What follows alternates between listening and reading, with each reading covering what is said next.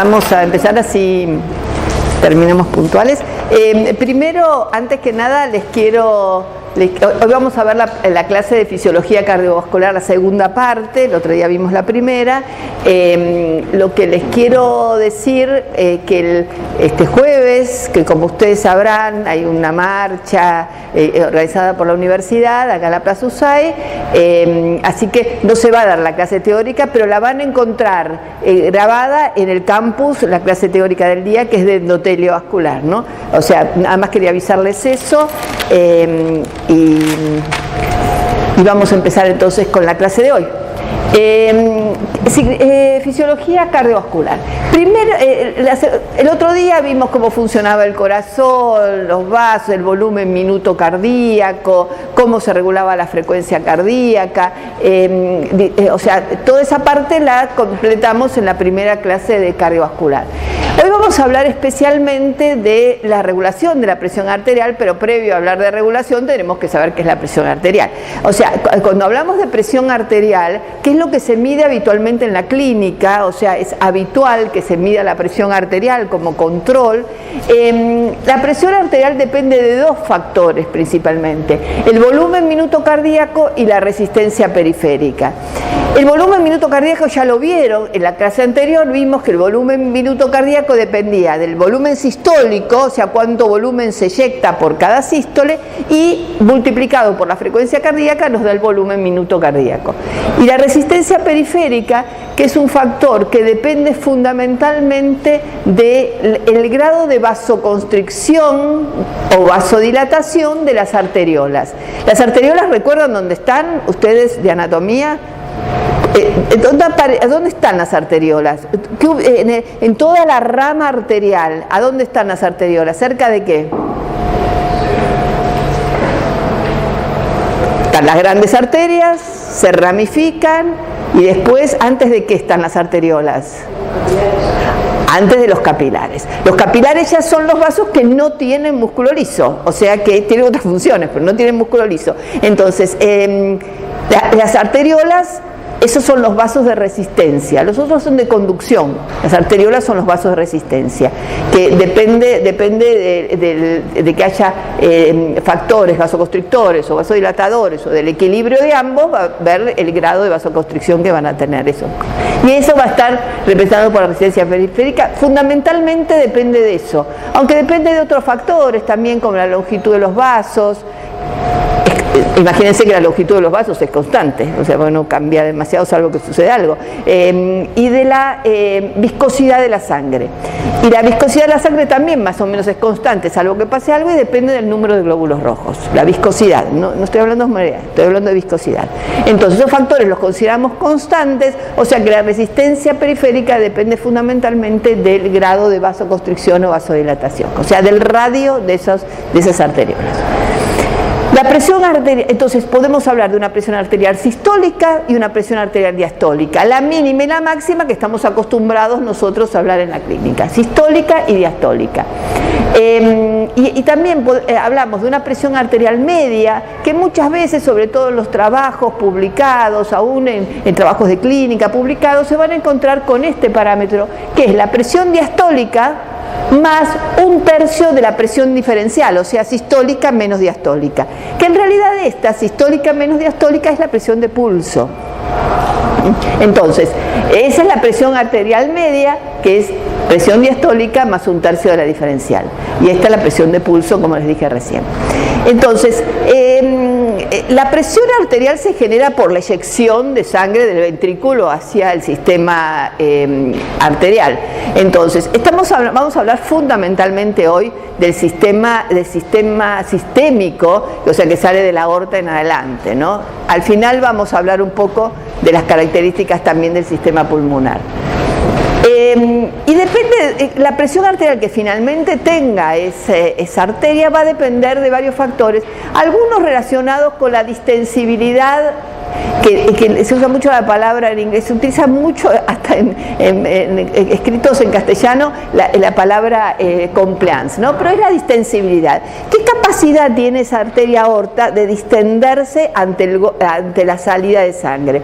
Cuanto más elasticidad tenga y más capacidad de distenderse, va a ser menor la presión sistólica que se alcance. Si fuera rígido, entonces la presión sería mayor. Fisiológicamente, ¿en qué momentos las arterias se vuelven más rígidas? ¿Qué se les ocurre a ustedes? ¿Quiénes tienen las arterias ya más rígidas? Pueden llegar a tener presiones más altas.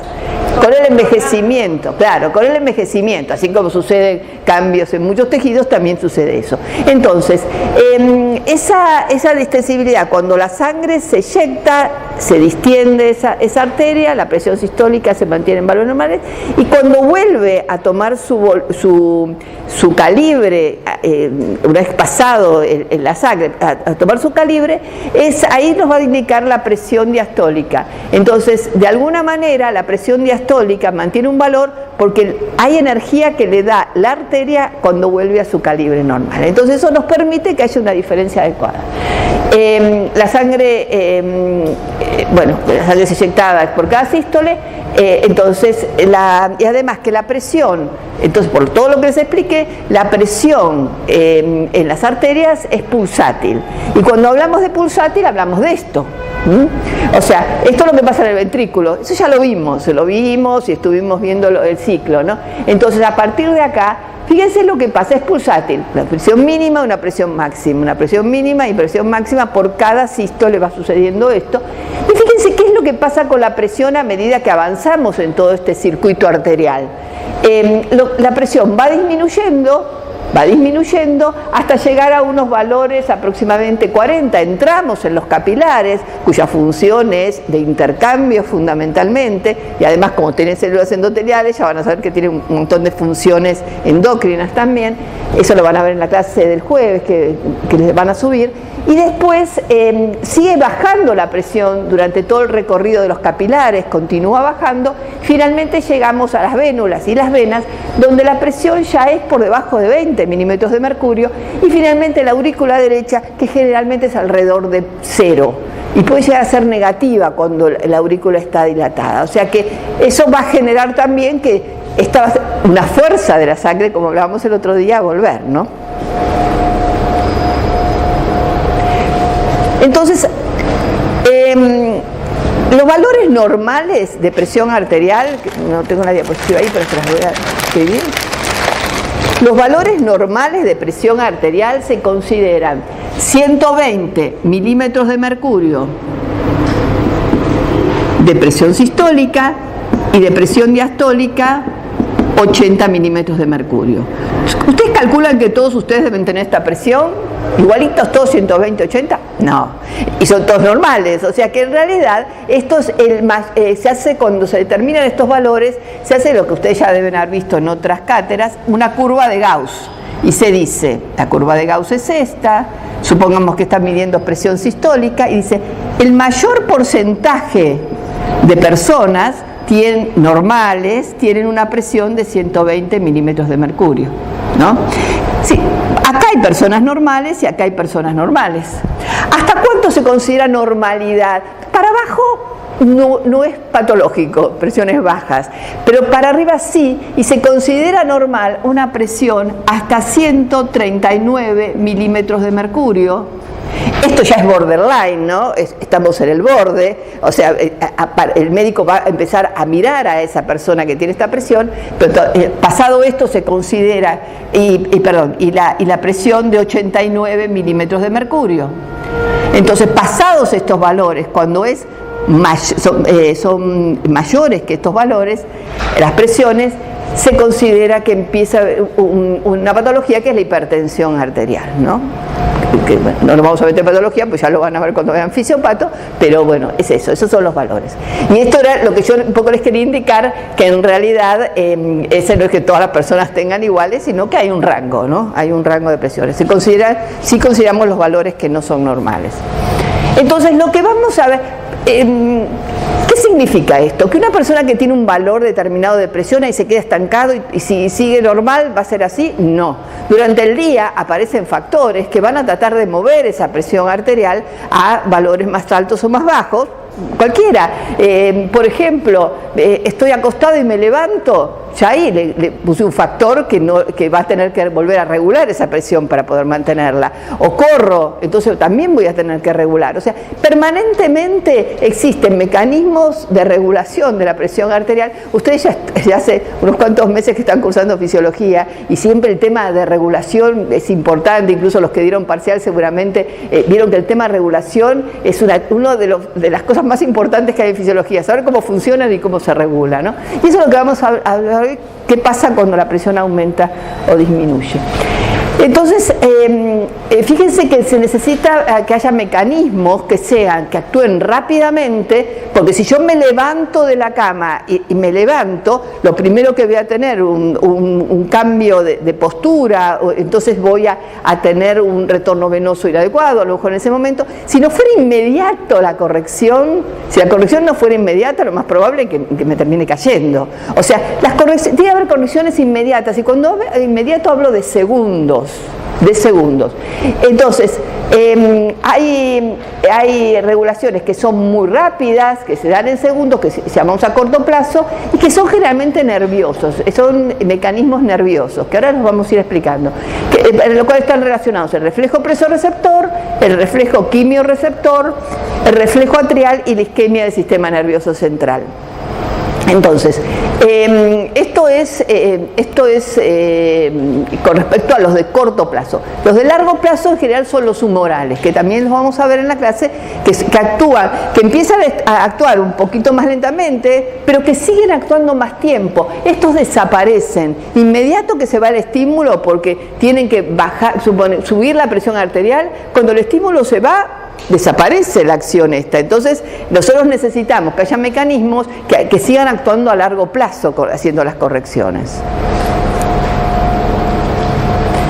Fíjense, son el reflejo baroreceptor o presorreceptor también, esto depende de las traducciones de los libros, ¿no? Son receptores que son de distensión, ¿no? ¿Y dónde están? En el callado aórtico y en el seno carotidio. ¿Qué son? Terminaciones nerviosas. Son terminaciones nerviosas que están en esos espacios. Fíjense dónde. En una arteria grande, ¿no? Tanto la aorta como la carótida. La aorta es la más grande de todas, pero como la carótida también, arterias grandes que están en la pared. A determinados, se estimulan a determinados valores de presión arterial, pero no solamente a valores demasiado altos, permanentemente descargan, aunque tengamos valores, o sea, lo que tenemos cambios de la frecuencia de descarga de estos receptores, ¿no? Ahora vamos a ver un esquema que va a ser más claro, ¿no? Responden rápidamente y ahora vamos a ver cómo actúan. Son terminaciones libres entonces que van a mandar información, son receptores.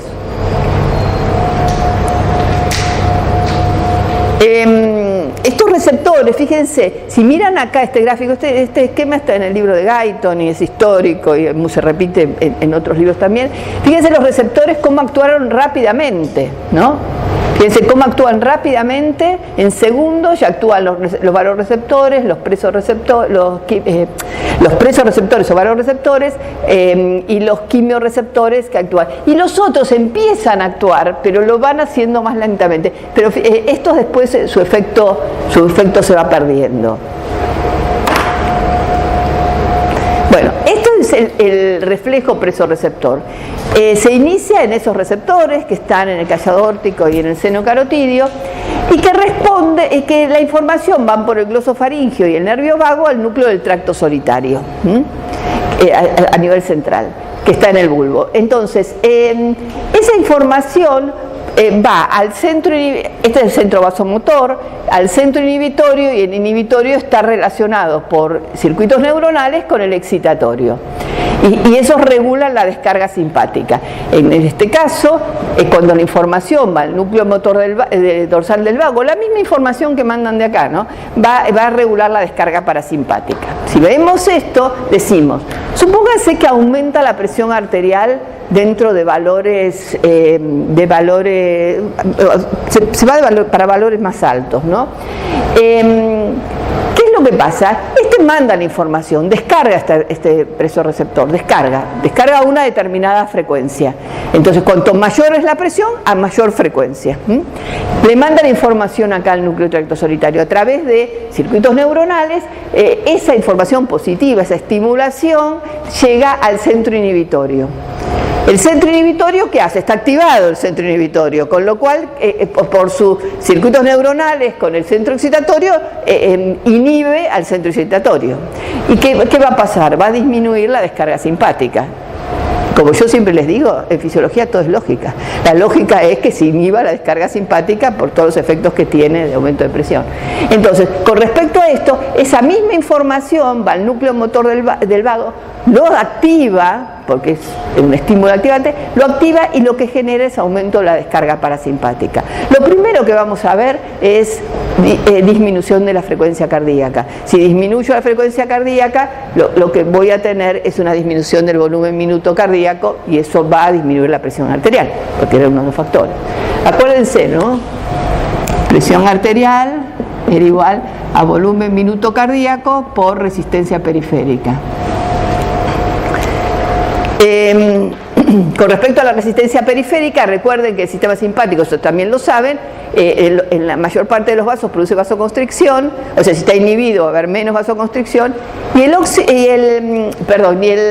la descarga parasimpática es acetilcolina, y la acetilcolina actúa directamente en el músculo liso. No. Sí sobre la frecuencia, eso no tenemos duda, produce bradicardia. Sobre el músculo liso no directamente, pero actúa sobre las células endoteliales. Esas células endoteliales, que tienen receptores en las células endoteliales, por acción de la acetilcolina producen óxido nítrico. Eso lo van a ver bien en la clase del jueves, pero el óxido nítrico es vasodilatador, con lo cual sí, el óxido nítrico, que es un gas, va al músculo y produce vasodilatación. O sea, vamos a considerar que la acetilcolina es vasodilatadora, pero en forma indirecta, a través de la liberación de óxido nítrico, pero tiene un efecto vasodilatador. Fíjense esto, lo que yo les decía. Fíjense, a 40 milímetros de mercurio no descarga nada, no tiene ninguna frecuencia de descarga ese receptor. A 60 empieza a descargar con una determinada frecuencia. A medida que se aumenta la presión, va descargando con mayor frecuencia, y fíjense a 180 la frecuencia es mucho mayor. O sea, esa es la información que recibe el núcleo del tracto solitario. Y en función de eso es cómo va a ser la regulación. ¿Está claro esto? Bien. Entonces, bueno, esto es para simplificar lo que les estaba diciendo recién, esto ya lo vimos. Con respecto a los quimioreceptores, ustedes no vieron respiratorio todavía, pero los quimioreceptores están relacionados con las presiones de oxígeno que hay en la sangre arterial, ¿no? También están ubicados más o menos en las mismas zonas, ya lo van a ver cuando vean respiratorio. Entonces lo que detectan es la caída de presión de oxígeno. ¿Saben cuándo se puede caer la presión de oxígeno? Voy a las alturas y ahí me cae la presión de oxígeno y se genera toda una respuesta a través de los quimioreceptores. Pero eso lo van a ver en el respiratorio. Pero con respecto a esto, se detecta como, o sea, en la caída de la presión arterial, esos quimioreceptores detectan como si hubiera además una disminución de la presión de oxígeno. Entonces se genera un aumento de la descarga simpática, mandando la información también al bulbo, ¿no? Recuerden, esto es para que lo recuerden, acuérdense que en el corazón hay receptores, especialmente beta 1, aumento de contractilidad, automatismo y velocidad de conducción, producen vasodilatación sobre los beta 2, ¿se acuerdan dónde estaban los beta 2? Que es muy importante en la función cardiovascular, en las arterias. ¿En qué rama arterial? Necesitamos que cuando se produce el estímulo simpático, se produce todo lo que sabemos que se produce, pero además el corazón sigue funcionando a mayor frecuencia. ¿Qué es lo que necesito? Que esté bien irrigado. ¿Dónde están los beta 2? En las arterias coronarias, exactamente. Y el resto, en las alfa 1 va a haber vasoconstricción. Y el parasimpático disminuye el automatismo y la velocidad de conducción. No tiene receptores directamente sobre. Recuerden que no hay receptores de acetilcolina directamente en el músculo. Hoy se están encontrando algunos, no se conocen las funciones, pero lo que actúa la acetilcolina, ya lo dijimos el otro día, en forma indirecta, aumentándola, ¿no? Reflejos cardiovasculares, y después tenemos otros reflejos también relacionados con la presión. Uno es este, que es el reflejo de bajo volumen con los cardiopulmonares, que son aquellos receptores que están en toda la zona derecha del corazón y especialmente en la arteria pulmonar, que lo que detectan, lo que se mantienen adecuadamente, digamos, descargando adecuadamente cuando los volúmenes sanguíneos son normales. Cuando hay un aumento de volumen sanguíneo, entonces eso lo detectan estos receptores de bajo volumen. Dos cosas hacen. Una, mandar a decir que se libere vasopresina, para que, eso lo vieron en la parte de endocrino, ¿no? Vasopresina, que es la antidiurética, que se libere para qué, para eliminar, que se inhiba la vasopresina para evitar la reabsorción de, lo que acabo de una subida, ¿no? Para evitar la reabsorción de agua, ¿no? Eso sí, y si no, cuando está bajo es al revés, ¿no? Que se estimula. Después, reflejos auriculares. Estos van a tener, ahora yo los voy a marcar en un momento para que se recuerden, pero van a tener una clase subida, que no se las van a dar, pero no las vamos a dar, pero va a estar subida, que es toda la función del corazón como órgano endocrino, y esto está relacionado con eso, es la liberación de los péptidos natriuréticos. Van a tener toda una clase de eso, la pueden mirar de ahí. Sí.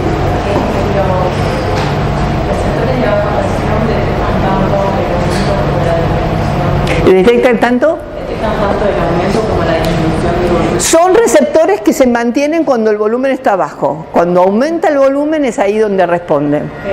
Ellos son receptores de bajo volumen. Volumen más que presión ellos son, ¿eh? De volumen, cuando lo logran en la distensión. Y esta es una relación que hay entre el llenado de la aurícula y la frecuencia cardíaca, ¿no? Cuando se produce el llenado de la aurícula, hay un reflejo que es este, que es el mismo nombre que el otro día vimos también, que es que cuando hay un aumento de ese volumen genera un aumento de la frecuencia cardíaca. Todo un mecanismo de regulación. Ahora el control humoral. Tenemos todos estos factores que son un control humoral. Le vamos a dar especial lugar al sistema renina-angiotensina, ya lo vamos a ir viendo por qué. Las catecolaminas suprarrenales, lo vieron con el simpático, son las catecolaminas, la adrenalina fundamentalmente, que se libera en la médula suprarrenal y que va por circulación y tiene los efectos como ya los vimos. La vasopresina, que la vasopresina como antidiurética tiene un efecto de la vasopresina de reabsorción de agua libre de soluto, eso lo van a ver bastante bien cuando vean riñón, pero además es vasoconstrictora. Tiene una acción vasoconstrictora leve, pero tiene una acción vasoconstrictora. El sistema calicreína-cininas, las calicreínas son unas enzimas, unas proteasas que actúan en sangre sobre el precursor de las cininas, y lo que tienen especialmente, que tienen un efecto relajante del músculo liso vascular, que se está considerando que es a través del óxido nítrico también que lo producen, y un efecto diurético y natriurético por aumento del flujo sanguíneo renal. Eso lo vamos a dejar un poquito entre paréntesis, cuando vean riñón lo van a ver con bastante detalle en esta segunda parte de la cursada. Los péptidos natriuréticos son relajantes del músculo liso vascular y efecto diurético y natriurético, entre otros. Ven lo que les puse acá, ver la clase de corazón endocrino que le van a tener, cosas que se van a hablar especialmente de eso y de otros péptidos también, pero especialmente de esto, de los péptidos natriuréticos. La van a tener subida seguramente en el transcurso de esta semana. Entonces vamos al sistema renina-angiotensina. ¿Se acuerdan de esto? Que deben haber visto en anatomía y histología. Bueno, estas son las células justaglomerulares, que la característica fundamental, como ustedes saben, que es una estructura que está entre el túbulo contorneado distal del riñón y la arteriola aferente. Entonces tiene un componente vascular y un componente tubular. Eso es lo que pasa. Eso, si no se acuerdan, tienen que volver a histología a repasarlo, como es el tema. Entonces, lo que liberan esas células es renina. ¿La renina qué es? De acuerdo a su función, ¿qué es? Se los digo porque es pregunta de examen. Es una enzima. Recuérdenlo bien, la renina es una enzima, porque surgen confusiones con este tema. La renina es una enzima que se libera. ¿Cuándo se libera la renina? La renina se libera cuando hay caída de presión arterial, porque también tenemos que regular la caída, entonces no solamente el aumento, sino la caída, ¿no? Cuando hay disminución de la presión arterial, porque lo detecta la arteriola aferente, que tiene relación con las células glomerulares, y cuando hay una disminución de la concentración de sodio plasmática, en ambas situaciones. Pero también es estimulado por el simpático. Está bien eso, vamos por el mismo camino, o sea, el simpático también se mete en esto, que es estimular la secreción de renina, se produce por esas células y pasa sangre, ¿no? Entonces, bueno, eso es la macrodensa, lo que les estaba explicando recién. Entonces, ¿qué pasa cuando en realidad hay una prorrenina que por estos estímulos se transforma en renina, sale del riñón, va a la sangre? ¿Se encuentra en la sangre con quién? Con el angiotensinógeno. Con el angiotensinógeno. ¿Que dónde se produce el angiotensinógeno? En el hígado. El angiotensinógeno se mide en sangre, es un indicador del sistema, o sea, se mide en los laboratorios de bioquímica clínica, ese es uno de los factores que se mide. Entonces, y cuando alguien les pregunte en un examen, díganme, ¿qué funciones tiene el hígado? Y ustedes estuvieron viendo metabolismo, estuvieron viendo un montón de cosas y que vieron sangre, y saben que está involucrado el hígado también a través de la producción de factores de la coagulación, vitamina K dependiente, y fueron viendo qué sé yo. No se olviden de esto, porque esto es lo que regula todo este sistema. Acuérdense del angiotensinógeno. Se transforma por una enzima convertidora, por una primera enzima convertidora, y se transforma en la renina lo transforma en angiotensina 1, y por la enzima convertidora se transforma en angiotensina 2. Esta no tiene un efecto biológico, la angiotensina 1, pero sí la angiotensina 2.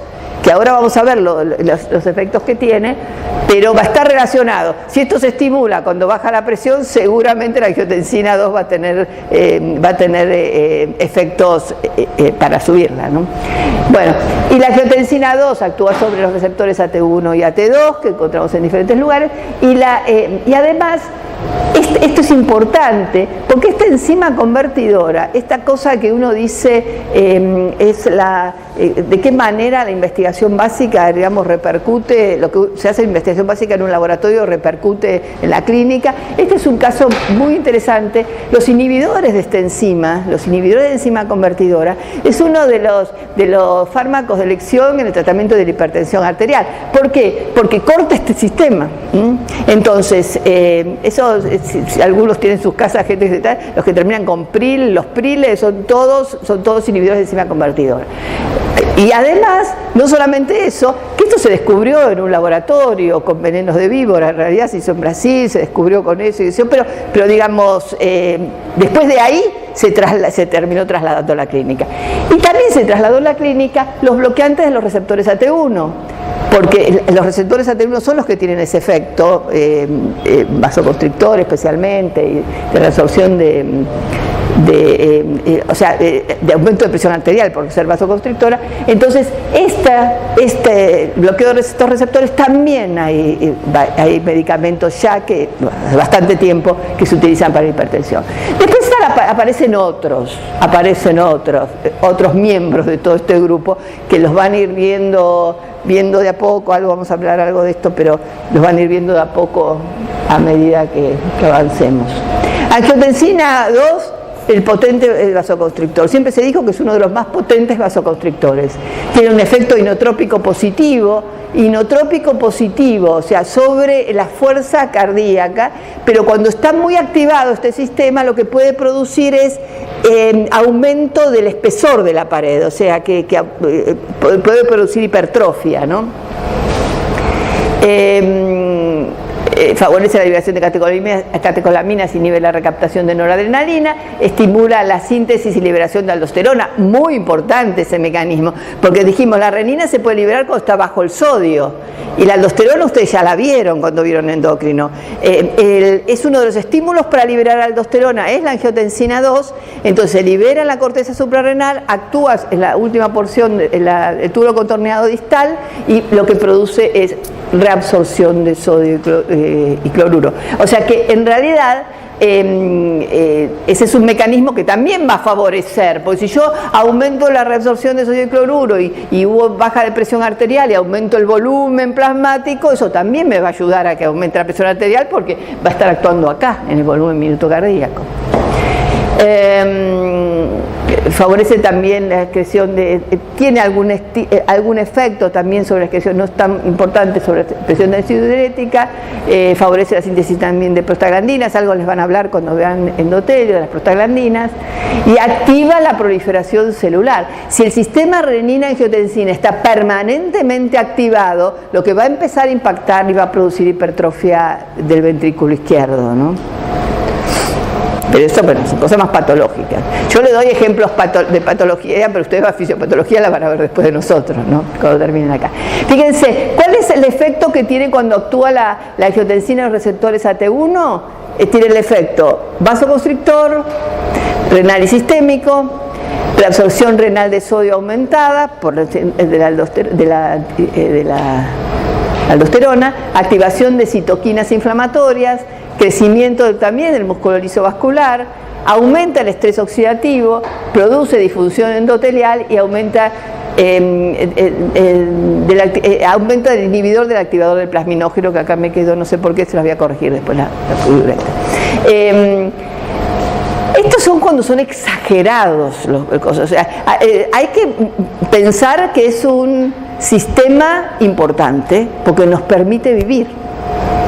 O sea, nosotros y a muchos animales, o sea, los permite vivir porque regula el equilibrio hidrosalino y mantiene la presión arterial. Es un sistema importante, sobre todo en determinadas situaciones, pero cuando está exagerado, activado de forma exagerada, puede llegar a tener consecuencias que no son tan buscadas. Después tiene los receptores AT2. Fíjense lo que pasa con los receptores AT2. Cuando se actúa sobre los receptores AT2, la angiotensina, en los lugares donde hay receptores AT2, pues se va a vasodilatación renal y sistémica, reabsorción. Ustedes le dirán, pero una cosa y la otra, y la misma angiotensina son los dos receptores. Esto depende del equilibrio de los receptores que haya. O sea, lo que predomine. Si hay más cantidad de receptores AT1 o más cantidad de receptores AT2 es lo que va a predominar. Salvo que yo bloquee este receptor. Si yo bloqueo este receptor, entonces van a predominar estos efectos. ¿Y yo qué les dije? Hay fármacos que lo que hacen es bloquear los receptores AT1. Entonces, no la enzima convertidora, que no deja producir angiotensina, la dejo que produzca angiotensina, pero bloqueo el receptor AT1.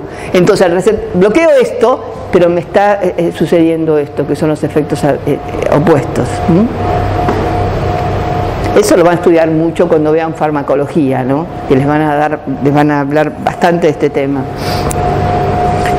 Todo es la inversa, todo es la inversa de los otros efectos. Esta es la angiotensina 1,7, que yo se las pongo en todos estos actores, digamos, del sistema renina-angiotensina. La angiotensina 1,7 es la que más se ha investigado de todo esto, la que primero se investigó después de la angiotensina 2.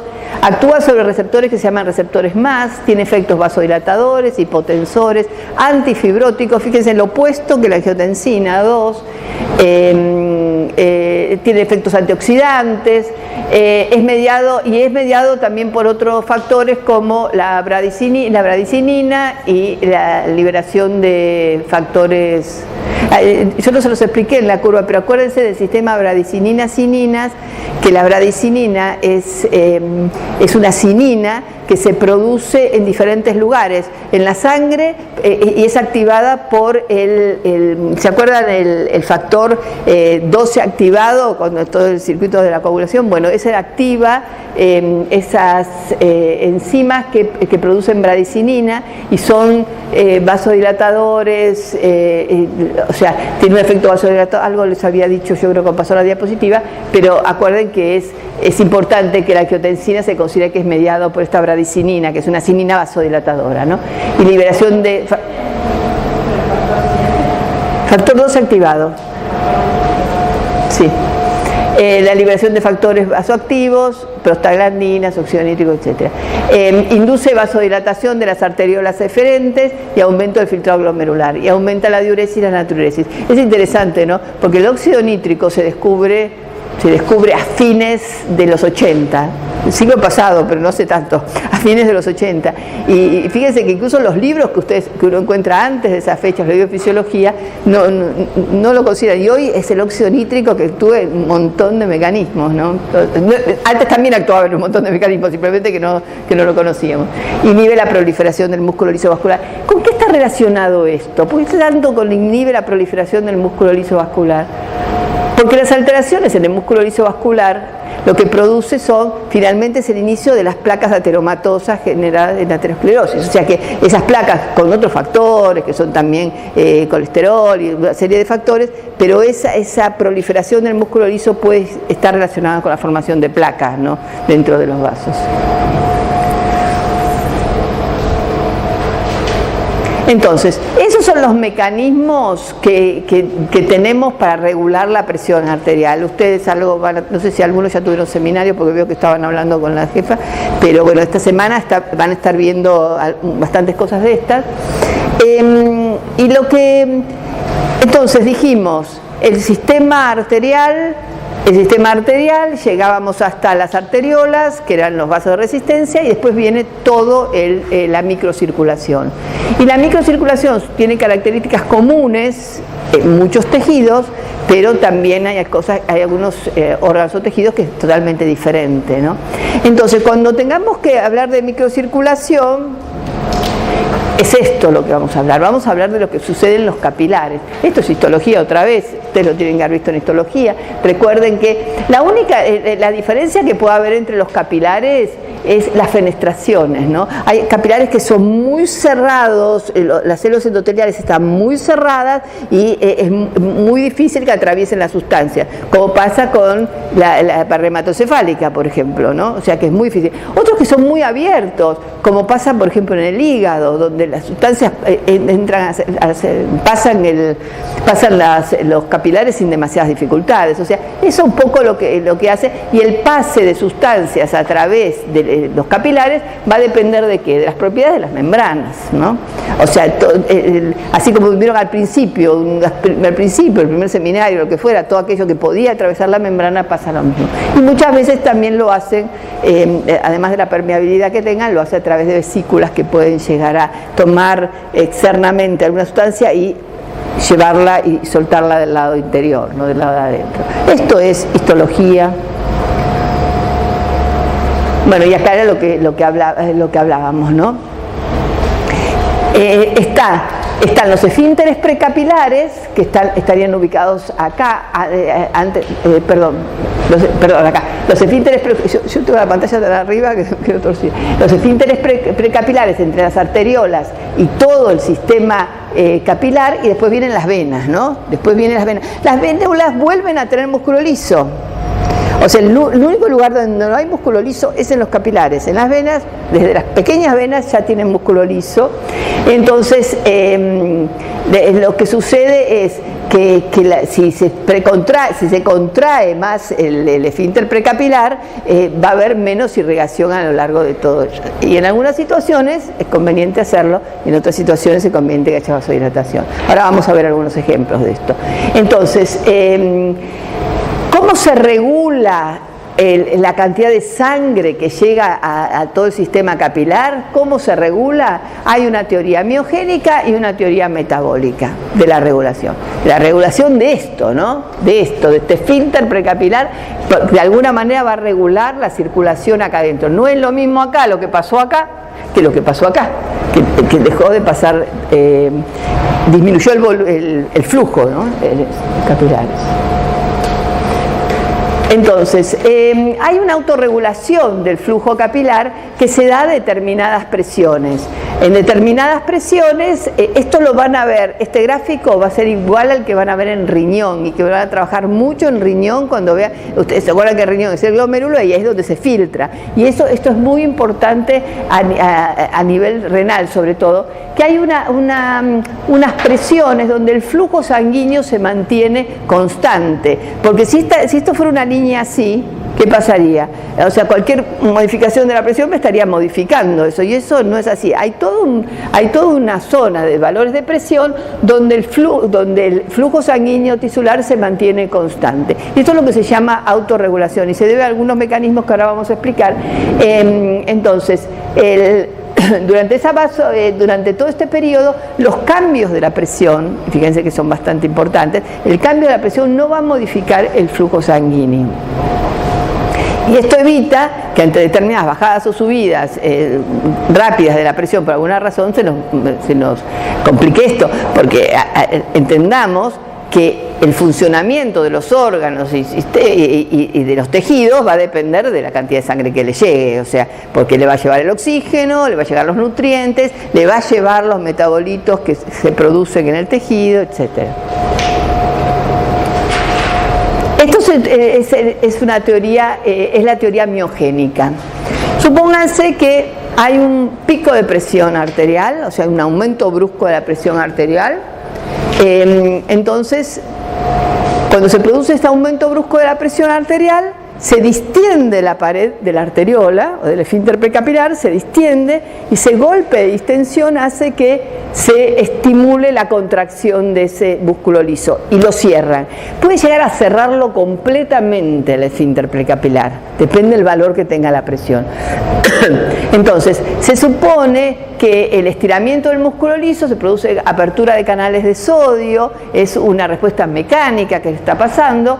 Si abren los canales de sodio, ¿qué pasa con la célula muscular? ¿Qué le pasa? Si se le abren los canales de sodio, se despolariza, ¿no? Entonces va a producir un potencial de acción que va a llegar a producir la contracción.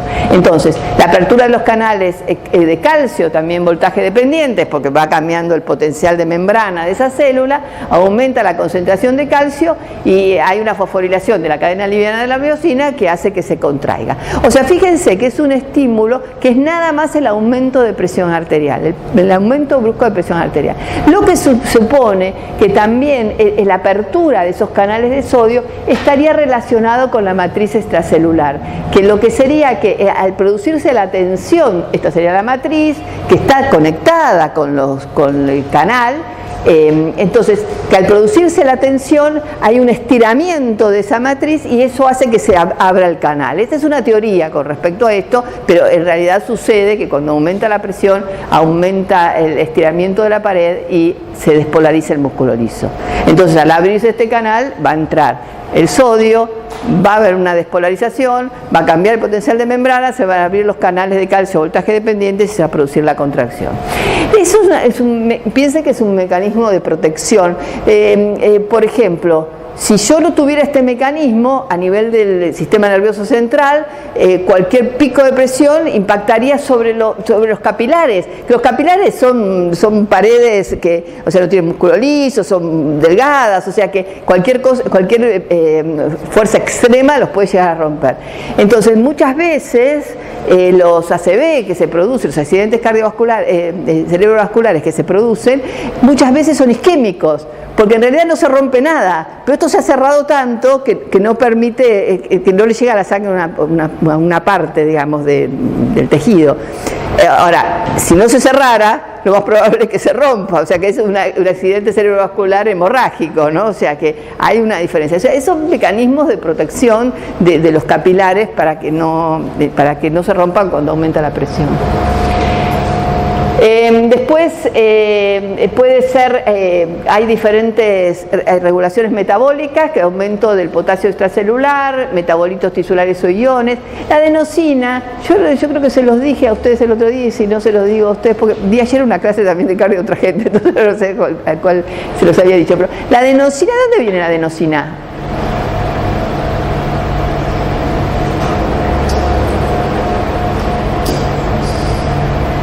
sale la adenosina en un tejido? Un músculo, por ejemplo. ¿Qué le suena a la adenosina? ¿Da? ¿Adenosina? Trifosfato, ¿qué es eso? El ATP. ¿Y qué nos da el ATP? Energía. O sea, para todos los procesos que necesitan energía, el músculo se necesita bastante, se produce la ruptura de las uniones fosfato y finalmente, ¿qué me va a quedar? La adenosina. La adenosina es un potente vasodilatador. Es un potente vasodilatador en los músculos, es un potente vasodilatador en el corazón también, es importante eso. Potente vasodilatador. El dióxido es vasodilatador, el láctico es vasodilatador, el fosfato inorgánico también tiene un efecto vasodilatador. O sea que eso es importante porque es cuanto más actividad tenga, esa es una regulación, no es una regulación general de lo que está pasando, es una regulación local, es una regulación directamente de ese músculo. Porque si yo estoy haciendo un ejercicio violento, por ejemplo, lo que fuera, yo necesito que mis músculos estén bien irrigados, que haya buena llegada de flujo sanguíneo a todo el sistema capilar de los músculos, pero yo no necesito que esté bien irrigado el estómago y el intestino, porque lo más probable es que yo no pueda tener un proceso digestivo y un ejercicio extremo en el mismo momento, porque la sangre se distribuye y la manera de distribuir la sangre es por este mecanismo de regulación de la microcirculación. Les voy a recordar algo para que ustedes, se los decimos, pero que ustedes lo tengan en cuenta. Hay un programa de la materia y cuando ustedes vienen a dar un parcial o un final, tienen que venir con el programa. Y hay cosas que se dan en las clases y hay cosas que no se dan por los tiempos. Pero bueno, estos son los circuitos vasculares especiales que ustedes tienen en el programa. El renal lo van a ver cuando vean renal, el placentario fetal ya vieron cuando vieron reproducción, el cerebral ya estuvieron hablando, y vamos a ver el hepático, lo vieron cuando vieron digestivo y metabolismo, etcétera. El cutáneo lo van a tener que estudiar porque no se les dio en las clases, pero sí el circulación pulmonar. ¿Qué características tiene la circulación pulmonar? Es un sistema de baja presión. Recuerden que en el sistema pulmonar la presión sistólica está en 24 milímetros de mercurio. Miren lo que era en la sistémica, 120, ¿no? Y la presión diastólica está en 8 milímetros de mercurio. Fíjense lo que es el sistémico. Es un sistema de baja presión, que es un problema cuando aumenta la presión, porque si aumenta la presión dentro de este sistema, va a haber una salida de líquido de los capilares hacia hacia el alvéolo, digamos, está la conexión que tiene, la relación que tienen con los alvéolos, y se va a dificultar la respiración. Y eso es lo que se llama edema pulmonar. El edema pulmonar está muy asociado a disfunción cardíaca, porque si el ventrículo izquierdo no me está eyectando adecuadamente porque tiene disfunción, la sangre me va quedando para atrás y de la aurícula izquierda va a ir al sistema pulmonar. Entonces se acumula sangre ahí, aumenta la presión y se produce edema pulmonar. Por eso en general el edema pulmonar está relacionado con la enfermedad cardíaca, ¿no?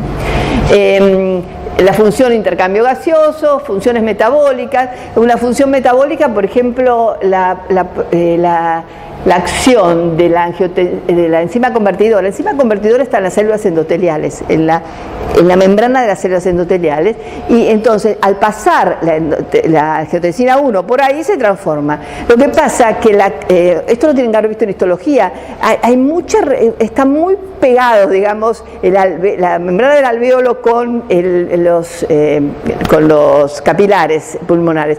Entonces, ahí es donde más intercambio hay entre la sangre y la pared de las células endoteliales, o sea, de la microcirculación. Entonces, ahí donde más está el pasaje de angiotensina 1 a angiotensina 2, por ejemplo. Se da en cualquier otro, pero es en el lugar donde la sangre tiene más contacto. Funciones metabólicas, por ejemplo, es una de ellas. Son vasos de capacitancia, permiten el pasaje de la sangre sin dificultades, es un sistema de baja presión. Alta densidad capilar y corta distancia de perfusión, eso es lo que les digo, enseguida perfunde. Nosotros tenemos que sacarnos la mayor cantidad de dióxido de carbono de la sangre y tomar la mayor cantidad de oxígeno. Baja resistencia vascular, bueno, eso se aumenta la presión cuando aumenta el flujo.